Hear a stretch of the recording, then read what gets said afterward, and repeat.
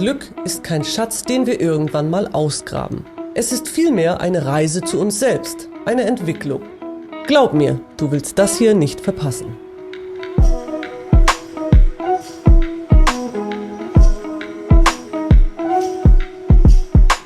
Okay, kleine Frage zum Start.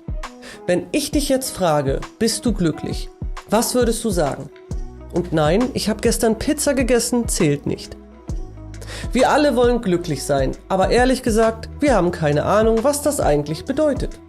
Also schauen wir uns das mal genauer an.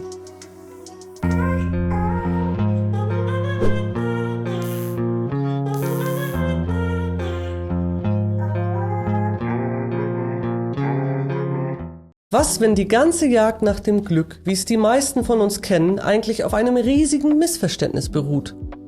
Dieses endlose Rennen nach dem nächsten Kick, dem nächsten coolen Teil, der nächsten Bestätigung von außen. Und am Ende fühlen wir uns trotzdem irgendwie leer.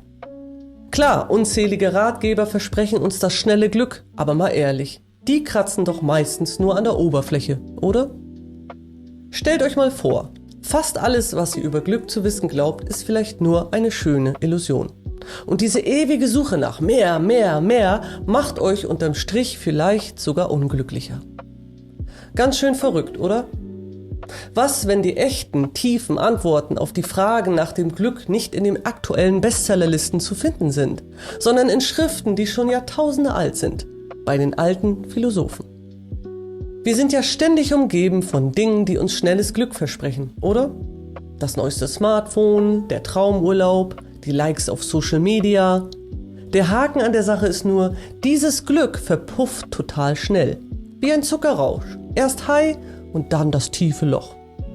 Die Werbung und ja auch ein Teil der Selbsthilfeindustrie verkaufen uns gerne diese Storys, dass Glück easy zu kaufen oder mit ein paar simplen Tricks zu haben ist.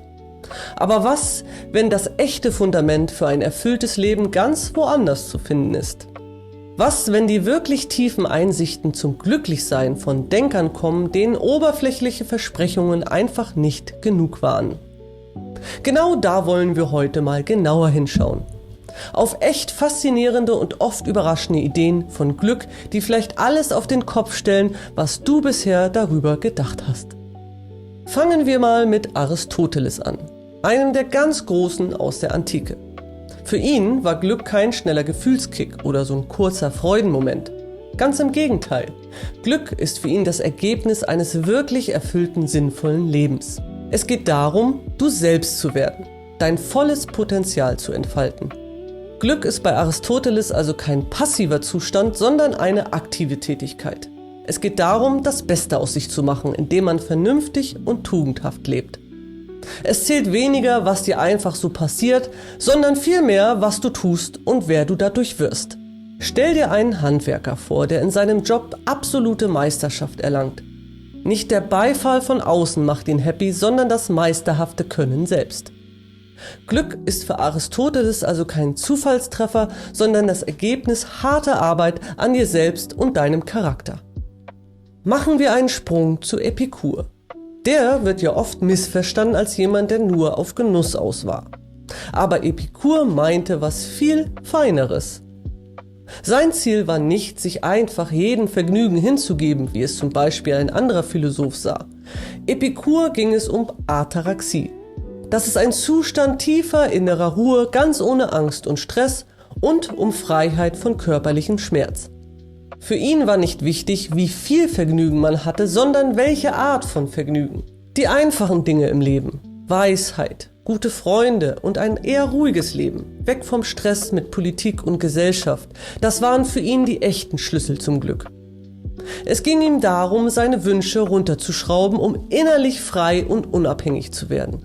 Ziemlich modern für unsere total reizüberflutete Welt heute, findet ihr nicht auch? Und dann haben wir noch die Stoiker. Leute wie Seneca, Epiktet und Marc Aurel. Ihre Philosophie ist wie ein echtes Bootcamp für mentale Stärke. Für die Stoiker findest du das Glück nicht in äußeren Dingen wie Geld, Gesundheit oder Ansehen. Warum?